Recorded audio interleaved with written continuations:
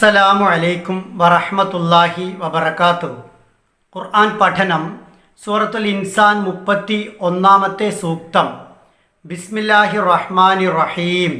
യുദ്ഖിലു അവൻ പ്രവേശിപ്പിക്കുന്നു, മയ്യശാ അവൻ ഉദ്ദേശിക്കുന്നവരെ, ഫീ റഹ്മതിഹി അവൻ്റെ കാരുണ്യത്തിൽ, വല്ലാലിമീന അക്രമികൾക്ക് അഅദ്ദ അവൻ ഒരുക്കി വച്ചിരിക്കുന്നു, ലഹും അവർക്കായി, അദാബൻ ശിക്ഷ, അലീമ നോവേറിയ വേദനിപ്പിക്കുന്ന. താൻ ഇച്ഛിക്കുന്നവരെ അള്ളാഹു അവൻ്റെ അനുഗ്രഹത്തിൽ പ്രവേശിപ്പിക്കുന്നു, അക്രമികൾക്കോ നോവേറിയ ശിക്ഷയാണ് അവൻ ഒരുക്കി വെച്ചിട്ടുള്ളത്. ഒന്നുമല്ലാത്ത ആരും സ്മരിക്കാത്തൊരു കാലഘട്ടം മനുഷ്യന് കഴിഞ്ഞു പോയിട്ടില്ലേ എന്ന് ചോദിച്ചാണ് ഈ അധ്യായം ആരംഭിച്ചത്. പിന്നീട് മനുഷ്യൻ്റെ സൃഷ്ടിപ്പിനെ കുറിച്ച് പറഞ്ഞു. പരീക്ഷണമായി അവൻ്റെ മുന്നിൽ നന്ദിയുടെയും നന്ദികേടിൻ്റെയും വഴികൾ തുറന്നിട്ടതിനെ കുറിച്ചും അള്ളാഹു പറഞ്ഞു. ഈ അധ്യായം അവസാനിപ്പിക്കുന്നത് ആ പരീക്ഷണത്തിൻ്റെ അവസാനത്തെക്കുറിച്ച് പറഞ്ഞാണ്. ആ പരീക്ഷണത്തിൻ്റെ പരിസമാപ്തി അവൻ ഇച്ഛിക്കുന്നവരെ യുദ്ഖിലു മയ്യശാ അവൻ്റെ അനുഗ്രഹത്തിൽ കാരുണ്യത്തിൽ പ്രവേശിപ്പിച്ചുകൊണ്ടാണ്. അക്രമികളാവട്ടെ വല്ലാലിമീന അഅദ്ദലഹും അദാബൻ അലീമ അവരെ കാത്തിരിക്കുന്നത് നോവേറിയ ശിക്ഷയാണ്. കാരണം അവർ അള്ളാഹുവിൻ്റെ റഹ്മത്തിൽ ഉൾപ്പെടാൻ മനഃപൂർവ്വം ശ്രമിച്ചില്ല എന്നതാണ്. കാര്യങ്ങൾ മനസ്സിലാക്കിയിട്ടും സത്യത്തെ തള്ളിക്കളഞ്ഞു. അള്ളാഹുവിനെ, വിശുദ്ധ ഖുർആനെ ഒന്നും അംഗീകരിച്ചില്ല, മനസ്സിലാക്കാൻ ശ്രമിച്ചില്ല. ഇതിൻ്റെ ഒന്നും ആവശ്യമില്ല എന്നാണ് അവർ പറഞ്ഞത്.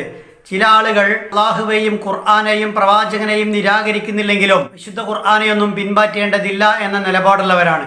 അത്തരം ആളുകളും അതിക്രമികളാണ്. അള്ളാഹുവിൻ്റെ ദീനിനെ പൂർണ്ണമായി അംഗീകരിക്കുകയും വിശുദ്ധ ഖുർആനെ ജീവിത വഴിയായി സ്വീകരിക്കുകയും പ്രവാചകനെ ജീവിതത്തിൻ്റെ നേതാവായി അംഗീകരിക്കുകയും ചെയ്തുകൊണ്ട് അള്ളാഹുവിൻ്റെ കാരുണ്യത്തിൽ പ്രവേശിക്കണം.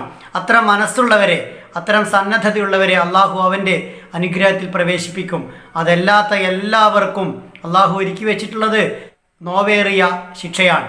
അള്ളാഹുവിനെയും പ്രവാചക അധ്യാപനങ്ങളെയും പറ്റെ തള്ളിക്കളയുന്ന ധിക്കാരികൾക്കും, അതുപോലെ അള്ളാഹുവിനെയും പ്രവാചക അധ്യാപനങ്ങളെയും നിഷേധിക്കുന്നില്ലെങ്കിലും ഞങ്ങൾ ആ അധ്യാപനങ്ങളെ പിന്തുടരേണ്ടതില്ല എന്ന് തീരുമാനിച്ചുറച്ച ധിക്കാരികളെയും അള്ളാഹു ഒരിക്കലും അവൻ്റെ കാരുണ്യത്തിൽ പ്രവേശിപ്പിക്കില്ല എന്ന് അസന്നിഗ്ധമായി ഈ അധ്യായം വ്യക്തമാക്കുന്നു. നമ്മൾ അള്ളാഹുവിൻ്റെ കാരുണ്യത്തിൽ പ്രവേശിക്കണമെങ്കിൽ അവനെ അംഗീകരിച്ച് പ്രവാചകനിലൂടെ അവൻ നൽകിയ സന്ദേശത്തെ ജീവിതത്തിൽ ഉൾക്കൊണ്ടുകൊണ്ട് മുന്നോട്ട് പോകാൻ തയ്യാറാവേണ്ടതുണ്ട്. ഈ അധ്യായത്തിൻ്റെ തുടക്കവും ഒടുക്കവും തമ്മിലുള്ള മനോഹരമായ ഒരു ചേർച്ച നമ്മൾ പ്രത്യേകം ആലോചിക്കേണ്ടതുണ്ട്.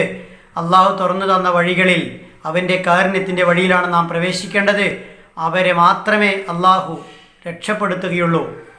ഈ സൂക്തം പാരായണം ചെയ്യുമ്പോൾ ശ്രദ്ധിക്കേണ്ട കാര്യങ്ങൾ: 5 അക്ഷരങ്ങൾ ശ്രദ്ധയോടെ ഉച്ചരിക്കുക. ഹ, ഖ, ദാൽ, ള, ഐൻ. മയ്യശ സുക്കൂണിലെ നൂന് ശേഷം യാ വന്നിരിക്കുന്നു. കൂട്ടിച്ചേർത്ത് മണിച്ചു ഓതുക. ഇദ്ഗാം ബിഗുന്ന.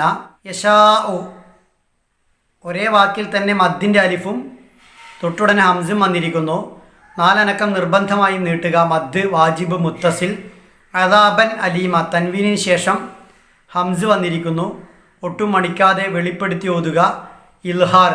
യുദ്ഖിലു മൻ യശാഉ ഫീ റഹ്മതിഹി യുദ്ഖിലു മൻ യശാഉ ഫീ റഹ്മതിഹി വദ്ദാലിമീന അഅദ്ദ ലഹും അദാബൻ അലീമ വദ്ദാലിമീന അഅദ്ദ ലഹും അദാബൻ അലീമ.